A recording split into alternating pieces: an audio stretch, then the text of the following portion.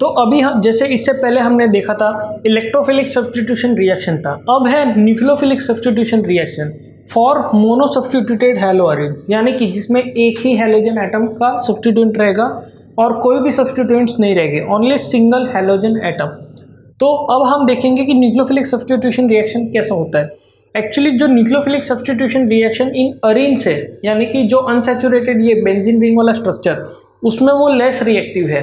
अब वो less reactive है यानी कि उससे जो हमारा प्रोडक्ट्स मिलना है वो बहुत ही डिफिकल्ट होता है। उसका रीज़न क्या है, उसका मैंने 3 पॉइंट मेंशन किया, bond strength, lone pair and resonance. अब बॉन्ड स्ट्रेंथ देखते हैं। बॉन्ड स्ट्रेंथ यानी कि क्या, अब जो अरेन्स है यानी कि अरोमेटिक कंपाउंड, उसमें ऐसा है कि जो हाइब्रिडाइजेशन है वो sp2 हाइब्रिडाइज्ड है because of double bond.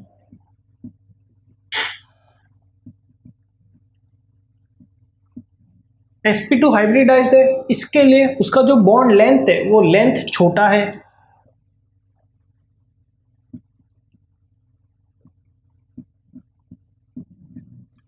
Bond length छोटा है, इसके लिए उसका बॉन्ड स्ट्रेंथ ज्यादा है।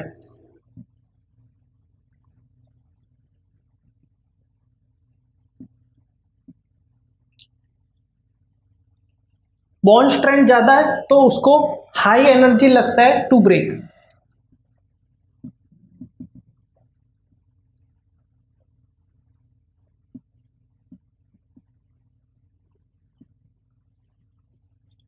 तो ये अरोमेटिक में जब sp2 हाइब्रिडाइज्ड होता है तो उसका बॉन्ड लेंथ छोटा होता है। बॉन्ड लेंथ छोटा यानी कि बॉन्ड स्ट्रेंथ बड़ा। बॉन्ड स्ट्रेंथ बड़ा तो उसकी वजह से ज़्यादा एनर्जी लगेगा उसको ब्रेक करने को। और यहीं अगर जैसे हमने अल्काइल हैलाइड्स लिया था, मतलब जो नॉर्मल सैचुरेटेड कार्बन वाले रिंग जैसे इथेन, मीथेन और वो सब, तो वो जो थे वो sp3 हाइब्रिडाइज्ड थे। तो sp3 हाइब्रिडाइज्ड में ऐसा होता है कि जो बॉन्ड लेंथ है वो बॉन्ड लेंथ ज्यादा होता है sp2 के कंपैरिजन में।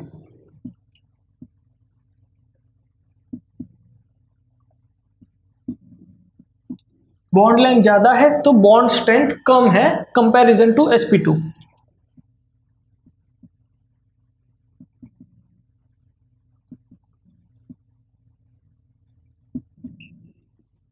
बॉन्ड स्ट्रेंथ कम है तो लेस एनर्जी लगता है कंपेयर टू sp2।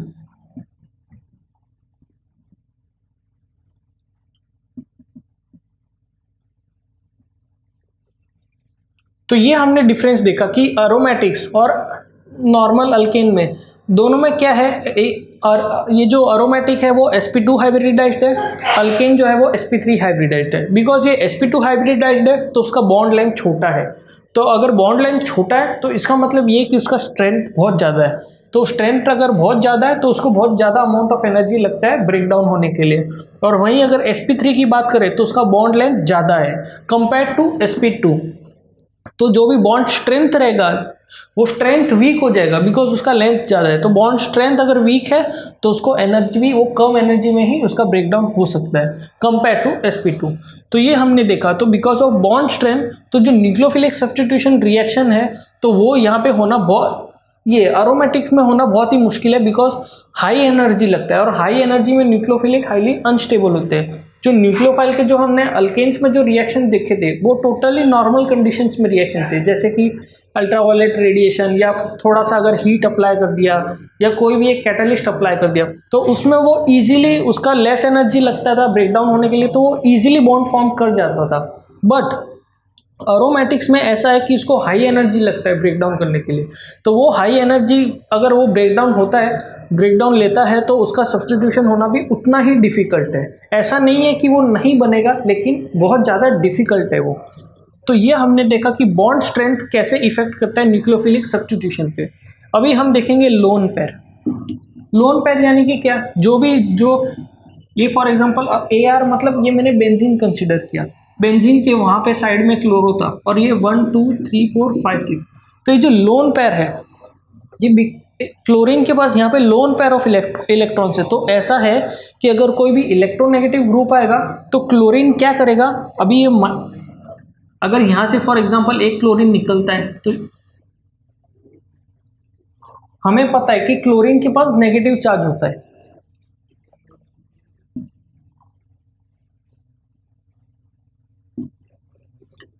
क्लोरीन के पास नेगेटिव चार्ज रहता है, तो अगर नेगेटिव, अभी न्यूक्लियोफिलिक सब्स्टिट्यूशन यानी कि नेगेटिव को नेगेटिव से रिप्लेस करते हैं। तो फॉर एग्जांपल अगर यहाँ पे OH ग्रुप है,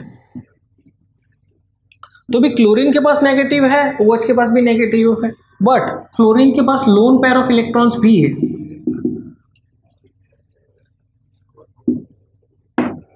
अब क्लोरीन के आउटर मोस्ट ऑर्बिट में 7 इलेक्ट्रॉन्स है, 1 जैसे मैं अगर यहाँ से कंसिडर करूँ 1 2 3 4 5 6 7, मतलब उसको एक ही इलेक्ट्रॉन लगता है सेटिस्फाई करने के लिए। तो ये जो नेगेटिव चार्ज है वो इसीलिए है बिकॉज यहाँ पे एक इलेक्ट्रॉन कम है सेटिस्फाई होने के लिए। Same with the case with OH। तो अगर ये जो नेगेटिवली चार्ज है, तो मतलब अगर इसको मुझे न्यूक्लियोफिलिक सब्स्टिट्यूशन देना है, तो ये जो है लोन पेयर ऑफ इलेक्ट्रॉन्स है, कार्बन के पास ये इतने सारे इलेक्ट्रॉन्स लोन पेयर में है, तो वो लोन पेयर क्या करते हैं कि इसको अपने पास आने से रोकते हैं। यानी कि जैसे कि हमने बेसिक मैकेनिज्म पढ़ा था कि जैसे like charges repel each other, तो सेम वही कंडीशन है यहाँ पे भी। ये जो माइनस चार्ज है एंड ये जो इलेक्ट्रॉन्स है वो इस OH को अपने पास आने से रोकेंगे। तो इस टाइप के ये जो लोन पेयर है, लोन पेयर की वजह से जो न्यूक्लियोफिलिक सब्स्टिट्यूशन है वो इजीली पॉसिबल नहीं है। तो पॉसिबल है लेकिन उसके लिए फिर same high amount of energy लगता है।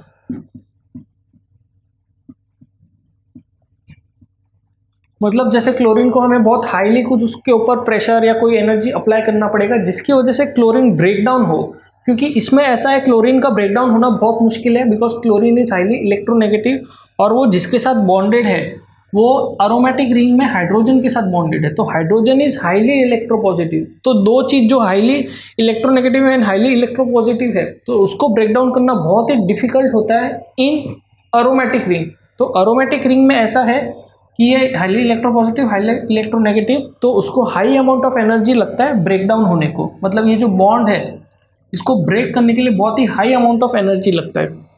फिर ये जो H as a plus ion घूमेगा, फिर OH यहाँ पे आके न्यूक्लियोफिलिक सब्स्टिट्यूट होएगा। तो because of high energy apply करेंगे तभी उसका सब्स्टिट्यूशन पॉसिबल है, वरना नॉर्मली वो पॉसिबल नहीं है।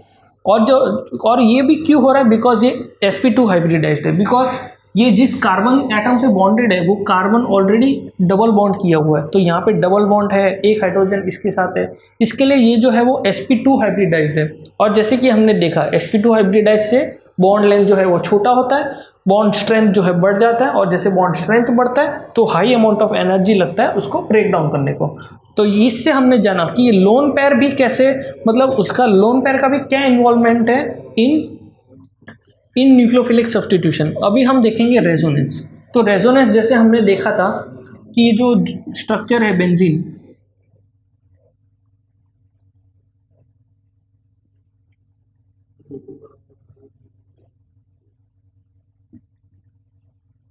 तो ये जैसे क्लोरोबेंजीन है, क्लोरोबेंजीन के स्ट्रक्चर में जैसे हमने देखा था कि जैसे क्लोरीन के पास ये जो लोन पेयर ऑफ इलेक्ट्रॉन्स है, तो ये लोन पेयर ऑफ इलेक्ट्रॉन्स एक तो हमने देखा था बिकॉज ऑफ लोन पेयर खुद की वजह से वो उसको रोकता है। दूसरा कारण क्या है, लोन पेयर की वजह से रेजोनेंस भी होता है। जैसे कि ये यहाँ पे अगर बॉन्ड बना देगा तो ये यहाँ से निकल जाएगा,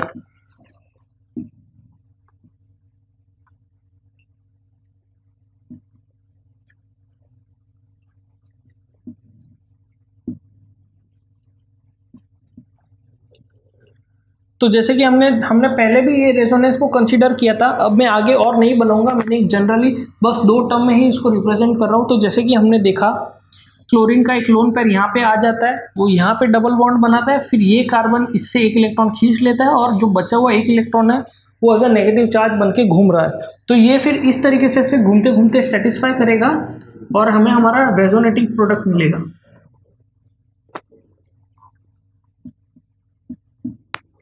तो इसमें देखो बॉन्ड फॉर्मेशन ऐसे था, ऐसे ऐसे ऐसे, और इसमें बॉन्ड फॉर्मेशन चेंज हो गया। तो ये जो बॉन्ड फॉर्मेशन है ये रेजोनेट होता रहता है, मतलब ये कॉन्स्टेंटली चेंज होता रहता है। तो जो न्यूक्लियोफाइल है, न्यूक्लियोफाइल को कंफ्यूज हो जाता है कि मैं इस क्लोरीन को किस तरीके से अटैक करूँ, यानी कि बैक साइड अटैक करूँ या फ्रंट साइड अटैक करूँ, बिकॉज ये टोटली इसका डबल बॉन्ड है, अंदर ही अंदर वो रोटेट होता रहता है, यानी कि रेजोनेट होता रहता है। और रेजोनेट होता है क्यों, बिकॉज ऑफ लोन पेयर। ये लोन पेयर की वजह से फिर क्लोरीन पे भी चार्ज आ जाता है, और क्लोरीन ऑलरेडी यहाँ पे डबल बॉन्डेड है, तो अगर न्यूक्लियोफाइल आएगा तो न्यूक्लियोफाइल इस पर प्लस चार्ज है, तो इस पर ऑलरेडी वो बॉन्ड नहीं फॉर्म कर सकता बिकॉज यहाँ पे ऑलरेडी डबल बॉन्डेड है।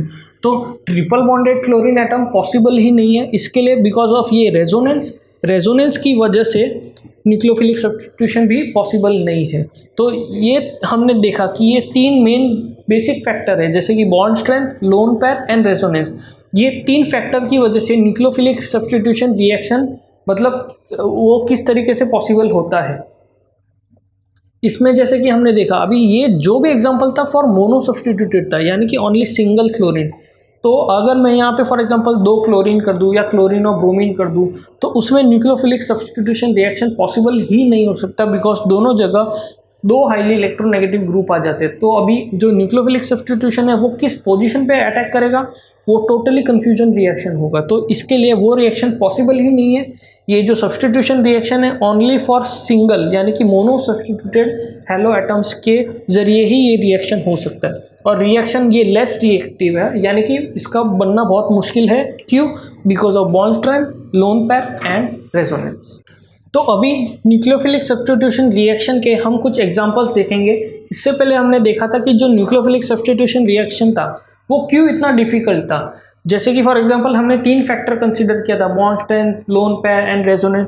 तो अभी हम एग्जांपल्स देखेंगे कि किस कंडीशन में हम न्यूक्लियोफिलिक सब्स्टिट्यूशन रिएक्शन को पॉसिबल कर सकते हैं। तो फॉर एग्जांपल यहाँ पे मैंने लिया है क्लोरोबेंजीन।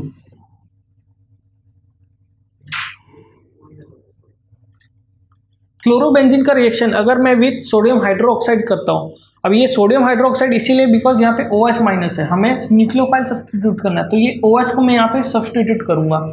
तो अभी वो किस कंडीशन में होगा, ये 623 केल्विन, 600 के मतलब केल्विन, केल्विन भी टेम्परेचर का यूनिट है। जैसे कि हमारा डिग्री सेल्सियस होता है वैसे ही यहाँ पे 623 केल्विन है। केल्विन को भी हम डिग्री में डिग्री सेल्सियस में कन्वर्ट कर सकते हैं, लेकिन उसका अलग फार्मूला है। बट इतना डीप में जाने की ज़रूरत नहीं है। हमें नॉर्मली बस याद रखना है कि 623 केल्विन एंड प्रेशर, मतलब एक हाई प्रेशर भी दे रहे हैं, उसको हाई टेम्परेचर भी दे रहे हैं, और ये H+ यानी कि क्या, एसिडिक एनवायरमेंट।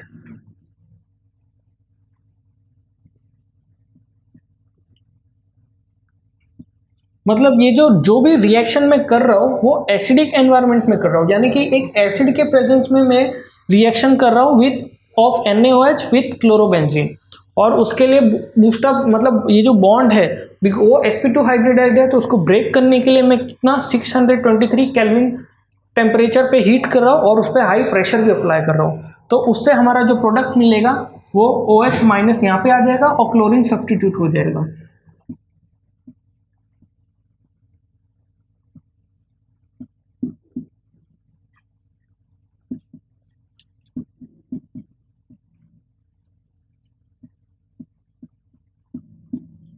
तो जैसे कि हमने देखा because of high temperature and pressure ये sp2 हाइब्रिडाइज्ड जो बॉन्ड है वो बॉन्ड ब्रेक होता है और वो Cl यहाँ से निकल जाता है, Cl जाता है Na के पास टू फॉर्म NaCl, एंड जो बचा हुआ OH माइनस है वो OH माइनस इस Cl माइनस के बदले सब्सटीट्यूट हो जाता है। तो इससे हमारा जो प्रोडक्ट मिलता है वो होता है फिनॉल। फिनॉल यानी कि क्या, एरोमेटिक अल्कोहल। तो एरोमेटिक अल्कोहल को हम कहेंगे फिनॉल। ये हमने एक एग्जांपल देखा। अभी दूसरा एग्जांपल था ये अल्कोहल बनने के लिए। अभी मैं फॉर एग्जांपल क्लोरोबेंजीन का रिएक्शन करवा रहा हूँ with sodium cyanide. Sodium cyanide यानी कि ये C triple bond N group है।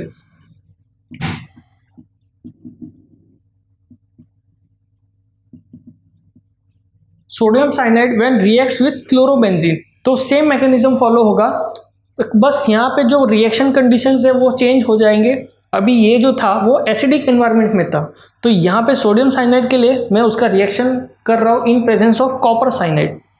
तो कॉपर साइनाइड और जो बॉन्ड ब्रेक है, बॉन्ड ब्रेकिंग के लिए sp2 हाइब्रिडाइज्ड बॉन्ड है, वो बॉन्ड को ब्रेक करने के लिए मैं कितना हीट अप्लाई कर रहा हूँ, 473 केल्विन हीट और सर्टेन प्रेशर हमें फिक्स मालूम नहीं है था, इसके लिए हम जस्ट एज अ प्रेशर लिखते हैं। और हीट हमें स्पेसिफिकली मेंशन करना पड़ता है। तो जैसे कि इसमें देखा था 623 केल्विन, इसमें है 473 केल्विन। तो 473 केल्विन हीट अप्लाई करेंगे और प्रेशर अप्लाई करेंगे, तब जाके जो बॉन्ड है वो बॉन्ड ब्रेक होता है और वहाँ पे Cl minus replace with Cn minus.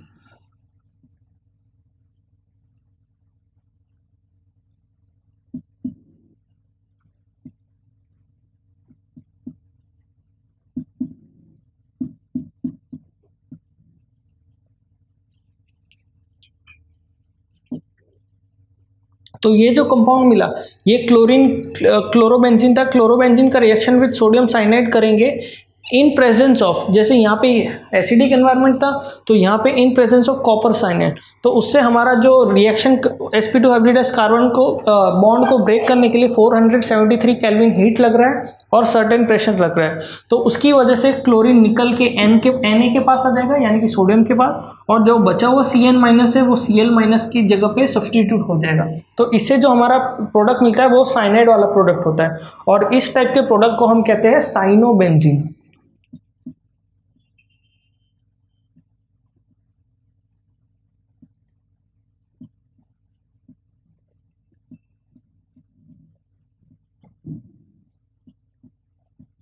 मतलब या तो फिर इसे साइनोबेंजीन कह सकते हैं या फिर इसे बेंजीन साइनाइड भी कह सकते हैं, जस्ट खाली प्रीफिक्स एंड सफिक्स का ही फर्क है। तो साइनोबेंजीन ये हो गया साइनोबेंजीन, और बेंजीन साइनाइड यानी कि cyanide group and benzene group. तो ये हमारा प्रोडक्ट मिलता है और बाय प्रोडक्ट NaCl ही मिलता है। अगर यहाँ पे सोडियम साइनाइड की जगह अगर यहाँ पे मैं कुछ पोटेशियम साइनाइड भी डाल दूँ तो बस हमारा बाय प्रोडक्ट चेंज हो जाएगा।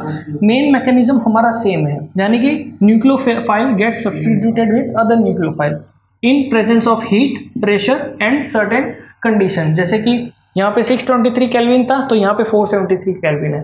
तो हर रिएक्शन का हर बॉन्ड का हर कंपाउंड का अलग अलग कंडीशन होता है रिएक्शन करने के लिए। तो ये तो मैंने 2 एग्जांपल कंसीडर किए।